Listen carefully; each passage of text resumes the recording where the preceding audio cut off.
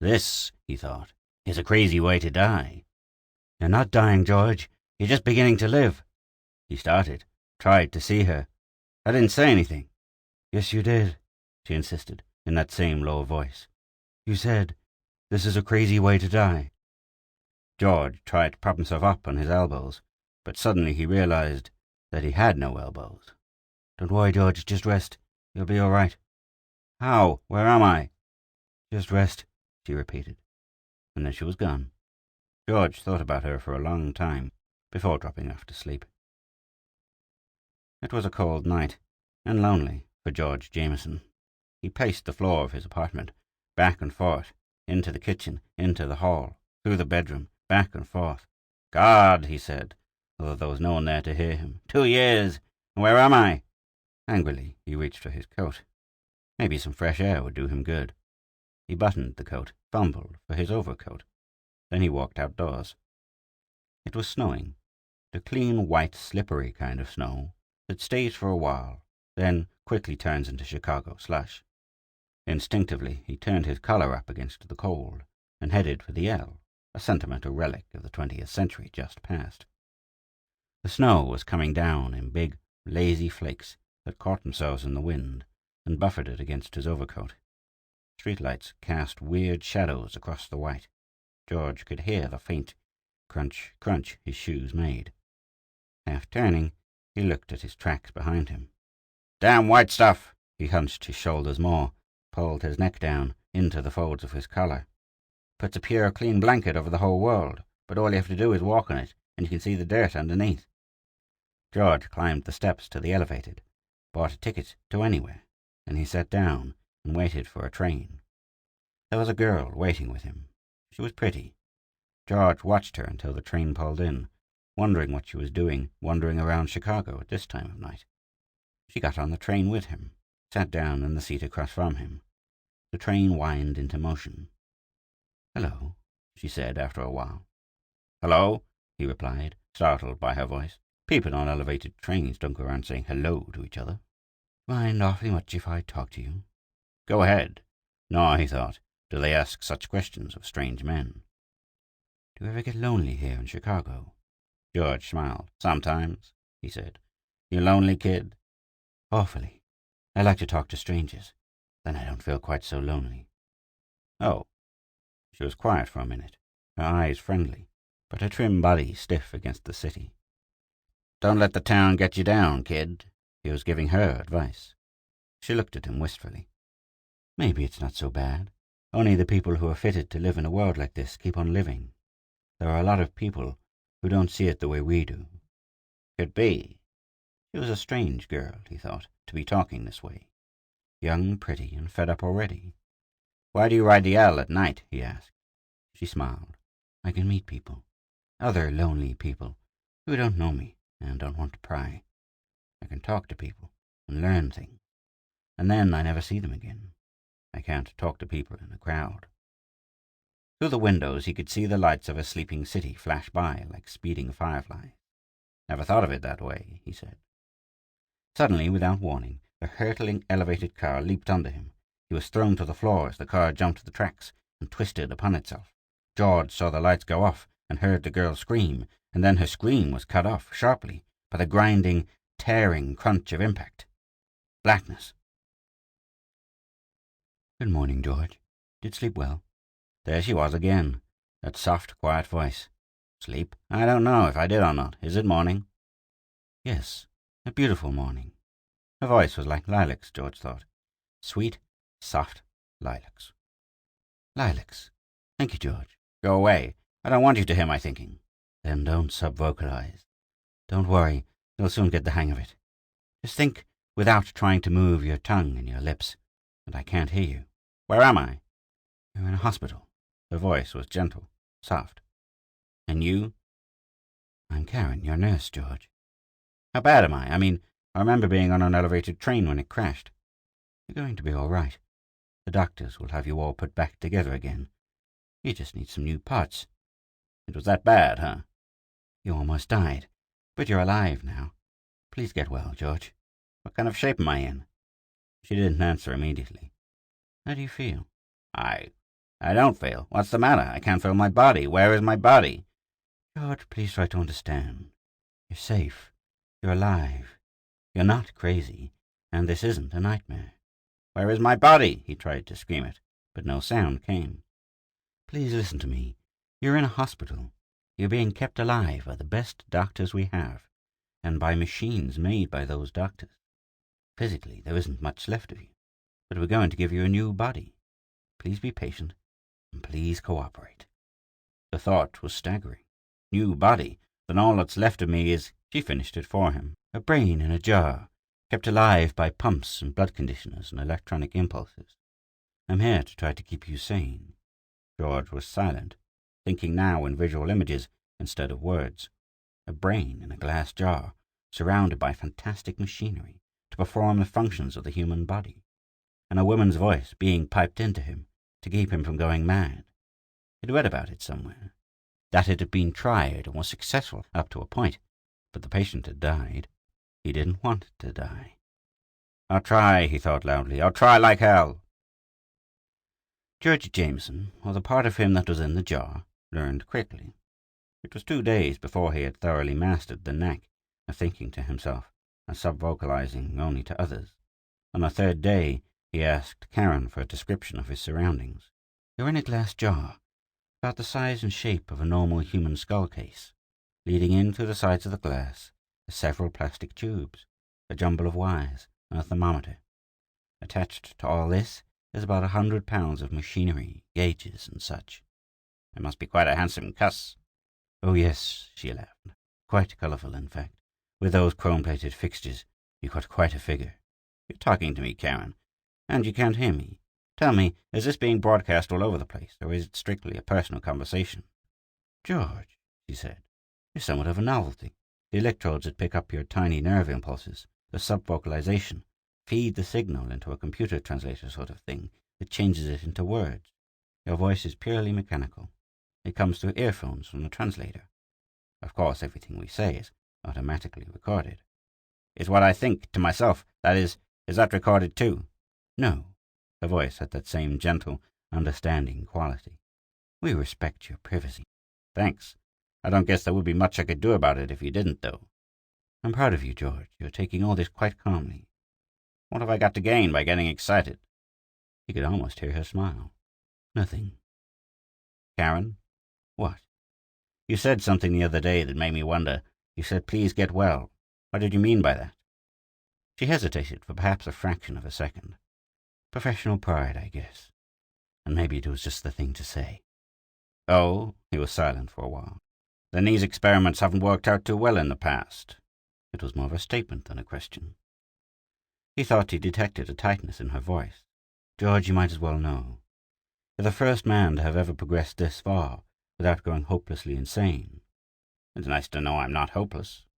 Silence. I'm sorry, Karen. Maybe I talk too much. Would you like to hear some music? Her voice was normal again, soothing. That'll be nice. As long as it's relaxing. Something by Debussy or Beethoven, maybe. And please, Karen, accept my apologies for mouthing off like that. She laughed softly. You seem to be forgetting. You're supposed to be the patient. Will you settle for Gershwin while I go hunt up some classical stuff? Gladly, sweetheart. Play it softly, huh? Karen. Yes, George. You know more than I do what it's best for a patient to learn. Can you tell me all about the setup here? Just what is it you want to know? My body, I mean my new body. How do they build a human body? She laughed softly. They don't, she said. Medical science can do many things, George, but they can't really build a body. But you said it can grow one to order, almost. You know what cancer is, don't you? Yes? Well, the doctors here use what they sometimes call controlled cancer to grow the human body. That way, they can do in months what it takes nature years to accomplish. George puzzled over this for a moment. If he had eyebrows, there would have been a frown in his face. If he had a face. You mean some other human being gives up his brain to make room for me? No, George. It doesn't have a brain. It's just a body, with a small lump at the top of the spinal cord that controls the muscles. Her voice was patient, yet urgent. He had to understand. You see, she continued, because of the enormous rate of growth of the rest of the body, the brain, or the mind doesn't have a chance to develop. The body has no personality, no being of its own. It's your body, George. Yours alone. He was silent for a long time, thinking, considering the possibilities of a new body. It'll be mine, he told himself, all mine, to taste and hear and feel and smell, to get cold or warm, to sweat, to walk, to swim, to touch a hand, to see her, to see Karen, who is just a voice, to take her dancing. How soon can I be in this body? It'll be 6 months anyway, George, her voice seemed to be saying. Please be patient, just by the tone of it. 6 months? Cooped up in this fishbowl, for 6 months more? I'm sorry, George. You won't be alone, though. I'll stay with you. That is, if you want me. He began to laugh. He laughed uproariously. He didn't care that the translator made his laugh into a horrible thing that grated in her ears. Part of the time his laugh was a sob, but it was all the same to the translator. You mind if I call you Mom? There was a catch in his voice. When I was a kid, I used to rely on my mother like this. I've never been so dependent upon another woman in all my life.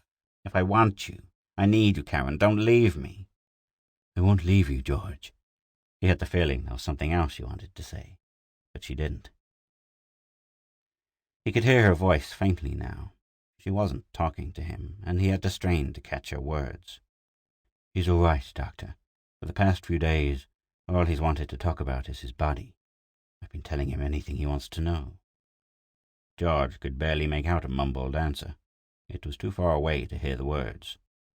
Play the tape, Doctor. You'll see what I mean. He mustn't let her know he had overheard. He had forgotten all about this being put on tape. He'd have to watch his words from now on. She must have thought she had turned the microphone off when the doctor came in. Mentally, George smiled. Karen, no answer. Karen! Silence. Karen, can you hear me? Where in the name of heaven did that woman go? Has she left me? Maybe they gave me up for dead. Karen! I've been sleeping or daydreaming. Or maybe it's the middle of the night. Maybe she's asleep. Maybe she's gone. Karen! She must be asleep. Or maybe she's dead. Or maybe there's a loose connection in the wiring. Karen! No answer. Nothing but that deep, dead silence. Karen! Testing! 1, 2, 3. Testing! Karen, where are you? Can you hear me, Karen? Karen! It seemed like several eternities before she answered. George? He would have breathed a sigh of relief if he could. I thought you deserted me. Were you asleep? She laughed that soft, vibrant laugh. I'm sorry, I just stepped out. That's okay, sweetheart. I'm all right. Forget it. But tell me about these things next time, huh? I worry about you when you're gone. You shouldn't. I'm a big girl now. Hey, is this being recorded? Of course. Who listens to it? Oh, a bunch of doctors and medical students. Any prudes in the audience? Not me, she laughed. But there's bound to be at least one anyway. Okay, he said. He spent the next 2 hours telling bawdy stories. A month later, George knew he had grown to rely on Karen more and more. In fact, he knew he was falling in love with her. Hi, she announced. Her voice sounded excited. George, I just had a look at your body. It's coming along fine. In fact, it's beautiful. I'll be with you in about 10 minutes. Enjoy some music while I'm gone. Bye. Then the music lanced into his brain at a tremendous volume. George quivered in real pain as each note blared forth. It was the loudest version of the Warsaw Concerto he ever hoped to hear. As the music progressed, blatting its way through painful crescendos and screaming treble notes, he tried to shut out the sound of it. It was impossible. It was a tearing, screeching nightmare of sound, put him back on a hurtling elevated train with the sound of a young girl's scream in his ears, and the pain of a body crushed beyond recognition with a convulsive shudder. George was unconscious. Headache gone yet? She was concerned. Yeah, sweetheart. I'd like to wring your lovely neck, though. I'm sorry about the music, George. I didn't have the volume adjusted. I won't leave you alone again. There was a note in her voice that George hoped was more than just professional concern. Karen, you don't have to do that. You'll be tying yourself down, and I don't want that. I don't mind, George. I just don't want anything to happen to you. You're someone special. Maybe I don't want it that way, although I will admit I enjoy your company, but this around-the-clock business isn't necessary. I want to do it, okay? Okay, I guess I can't stop you. Only don't you ever get tired? Sometimes. Maybe you should let me worry about your welfare for a change. I think you need some sleep. Lie down a little while." "Sure, boss. Is that an order?" "It's an order." "I guess I am a little sleepy. Want some music?" George shuddered. No more records for a long, long time. But leave your microphone on. I'd like to know that you're there." While she slept, he carefully kept his thoughts to himself. She's sleeping the sleep of the exhausted. The little nut. She probably didn't go to bed at all while I was out. She deserves all the rest she can get. He listened a long time to her quiet breathing. I wonder what she looks like. Is the rest of her as beautiful as her voice? I can't help it. I'm in love with her. I wish I was more than a brain in a bottle. I wish I could touch her, hold her hand. Silly thought, like a kid on his first date. He pictured her in his mind, lovely, vibrant, beautiful. How, he thought savagely, could she ever fall in love with me? Simple. She couldn't. No woman could love a freak, and I wouldn't want it that way. She'd be throwing her happiness away. But damn it, I can't help it if I want her. I'm neck deep, if I may be permitted to use such an expression, in world affairs. The good doctor read 6 newspapers to me while you were gone." Karen laughed. I thought he sounded a bit hoarse. "Well, out with it, woman. Did you enjoy your first day off in almost 3 weeks? Her voice was happier than he'd heard it in days. "I went shopping, George, for the first time in months, and really splurged. Got a new outfit. You should see me." "I wish I could." "You will, soon enough." "What do you mean by that?" "Your body's ready. You move in tomorrow." "Thank God, tomorrow. It is rather hard to believe, after all this time. I'm going to have a body." He could almost feel a lump form in his throat. Only, of course, he didn't have a throat. Yet. "I don't know if I'm going to like having to put up with the pains of the flesh again." She laughed. Then her voice turned wistful. Or maybe it was just his imagination. "Not only the pains, George, but the pleasures, too." "Yeah." He was silent for a moment. Then he forced his voice to be light. "I can't wait for those eyes, Karen. Tell me about the outfit. What color is it? How does the cloth feel? Tell me all about it, Karen." The next day, Karen warned him, just before Dr. Chase released the sedative into his blood supply. George peacefully went into a deep, dreamless sleep. In his mind, he could still hear Karen's voice speaking gently to him, assuringly. Almost instantly, it seemed he was awake, though it took hours. The first thing he was conscious of was a dull, throbbing pain in his head, and then he realized it was in his head. Vaguely at first. Then sharply, his nerves clicked into actions. He could sense his arms and legs. He tried moving them experimentally. It was a painful process. There was sound, he realized suddenly. A low, subdued noise level. But there was no light. "Karen! Karen!" he thought sharply. Still just that low noise level. An electric fan going somewhere. "Karen!" This time he felt the muscles of his throat contract. His breath came out in a sigh of satisfaction. He had been sub-vocalizing through long habit. "Karen!" He said it. He heard his voice. "George, you made it!" Karen was there. "Karen!" he said again. A little quavering, but it was a voice. "Karen!" he sobbed. "I can't see." "Silly," she laughed. "Of course not. There's a bandage over your eyes. The optic nerve is very delicate. The doctors have to give the nerve endings, the nerve graft, more time to heal. Another 3 days and you'll be able to see." A low moan from his throat. "Then," he said haltingly, "you're still only a voice." "Not quite," she said. She touched his cheek. Cool, soft fingers. "That better? Now you're the one who needs some sleep." "Karen," he said. Silently, she took his hand in hers. At noon on the 4th day, they removed the bandages from his eyes. The blinds were drawn on the windows, but still the light was staggering. George squinted until his eyes became accustomed to the brightness. Then he focused them on various items in the room. He had just flipped the sheets back from his body and was commenting proudly to himself, "I'm more of a man than I thought," when the door opened. George looked up, startled. The most beautiful woman he had ever seen was in the doorway. "Hi," she said, her voice as soft and vibrant as ever. "Karen!" She was staring unashamed at the body George had just fully uncovered. "Wow," she said. George scrabbled for the sheets, pulled them over him. "You should knock," he said, starting to laugh. She came over to the foot of the bed and slowly turned around for him. "Well, how about me? Are you disappointed?" Her voice had an intimate, challenging quality. "Sweetheart," he said slowly, looking at her for what it seemed to George was the first time. "You are lovely. You're more than I ever dreamed. And I don't care what you say or think of me for saying this. But I love you. I have loved you since I first heard your voice. I know it's impossible. No woman could ever knowingly fall in love with me, a freak, a brain in a bottle, but that can't stop me from loving you. Maybe it's just that I'm so happy to have a body again after so long that makes me say this." She had come around the corner of the bed and was sitting on the edge of it now. There were tears in her eyes, and her hands were clasped over his. "I know, George," she said slowly when he had stopped. "I felt the same way as you when I got my new body, but I didn't have anyone to say it to." His eyes widened in disbelief. His mouth worked for several seconds before the words would come. "You?" She nodded slowly. "George, don't you remember many months ago, the night of your accident on the L? There was a girl on the train with you."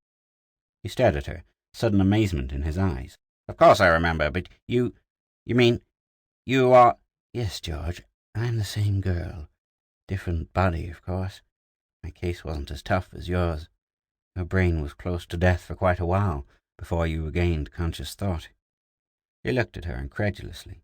"But you said I was the first to ever go this far." Her face was close to his, her lips smiling. "I said you were the first man to pull through. I was praying for you, George. I needed you, as much as you thought you needed me." As his arms closed about her, there wasn't much else for either to say.